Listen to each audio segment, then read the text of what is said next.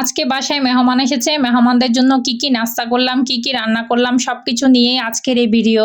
এত নাস্তা বানানো, রান্না করা সবকিছু মিলে আমি একদম পুরো হয়রান হয়ে গিয়েছি। মেহমান আসলে যতই কাজকর্ম বেশি করতে হোক না কেন আমার কিন্তু খুবই আনন্দ হয়। তো হ্যালো এভরিওয়ান, আসসালামু আলাইকুম, welcome to my new mini blog. আমি নাসরিন আবার ওয়েলকাম জানাচ্ছি আমার নতুন আরেকটা ব্লগে। মেহমান আসলে আমি সবসময় ওয়াশরুমটা ক্লিন করে রাখার চেষ্টা করি। আসলে ওয়াশরুমে ময়লা দেখলে সেখানে কারোরই ঢুকতে ইচ্ছা করে না। আমি সবসময় ওয়াশরুম পরিষ্কার রাখি। এরকম যতই পরিষ্কার রাখি মেহমান আসলে আমি আরেকটু পরিষ্কার করে নিই। তো মেহমানদের জন্য আমি এখানে পাউরুটির টোস্ট করে নিচ্ছি। পাউরুটির এই টোস্টটা আমার অনেক বেশি ভালো লাগে। যখনই বাসায় পাউরুটি থাকে আমি সবসময় ডিম দিয়ে এটা করার চেষ্টা করি। পাউরুটির টোস্টটা বানানোর পর আমি চা বানিয়ে নিচ্ছি। চার জন্য এখানে দুধ, চিনি সবকিছু নিয়ে চাটা আমি ঢেলে দিব, তারপর মেহমানকে দিয়ে আসবো। মেহমান আসলে সবসময় দুধ চা দেওয়ার চেষ্টা করি। আমারও নিজেরও অনেক বেশি দুধ চা পছন্দ এবং মেহমানদের জন্য আমি দুধ চা করি। এখানে আমি যখন পুকুরে গিয়েছি, পুকুরে অনেক বেশি মাছ ছিল। তো মাছগুলোর একটা ভিডিও ক্লিপ নিয়ে রেখেছিলাম, ভাবছিলাম সবাইকে দেখালে হয়তো সবারও অনেক ভালো লাগবে। মেহমান আসবে, শুধু নাস্তা দিলেই কি হবে, মেহমানদের জন্য অনেক রকমের রান্না তো করতে হবে। তাই আমি এখানে গরুর মাংসটা সুন্দর করে মেখে নিচ্ছি। বাজার থেকে কিছু কচুর লতি এনেছিল, লতিগুলো পচে যাবে, যার কারণে লতিগুলো রান্না করার জন্য আমি এখানে সুন্দর মতো এগুলো ছিলে নিয়ে তারপর কেটে নিচ্ছি। লতি রান্না করতে অনেক ঝামেলার ব্যাপার। লতিগুলো আগে গরম পানি দিয়ে সিদ্ধ করে ফেলে দিতে হয়, না হলে গলা চুলকায়। তো আমি এখানে পানি দিয়ে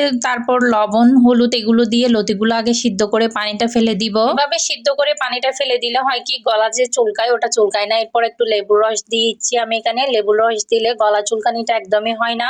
এরপরে আমি লতিগুলো রান্না করার জন্য এখানে সব মশলা দিয়ে লতিগুলো রান্না করে নিলাম। তারপর আমার আরো অনেক রান্না আছে। এই যে আমি লতিগুলোর গরম পানিগুলো ফেলে দিছি। এখন লতিগুলো এখন খেতে অনেক বেশি মজা লাগবে। এরপর আবার শাক রান্না করতে গিয়েছি। শাক রান্নার জন্য আমি শাকগুলোকে কুটে বেছে সবকিছু পরিষ্কার করে নিয়ে তারপর রান্নায় বসিয়ে দিয়েছি। লাল শাক কিন্তু আমার এবং আমার মেয়ের খুব বেশি প্রিয়। লাল শাকের মধ্যে একটু কাঁচামরিচ দিলে শাকটা খেতে অনেক বেশি ভালো লাগে। তো মেহমান এসেছে, মেহমানদের জন্য শুধু কি তরকারি রান্না করলেই হবে? আমি এদিকে মাছ বসিয়ে দিচ্ছি। কিছু মাছ ফ্রিজে ছিল, সেগুলো বের করে নিয়েছি। এগুলো আমি আমার মতো করে রান্না করে নিচ্ছি। তো মেহমানদেরকে অল্প নাস্তা দিয়েছিলাম, এখন একটু ফ্রুটস দিচ্ছি। একটু আমি পেঁপে কেটে নিচ্ছি।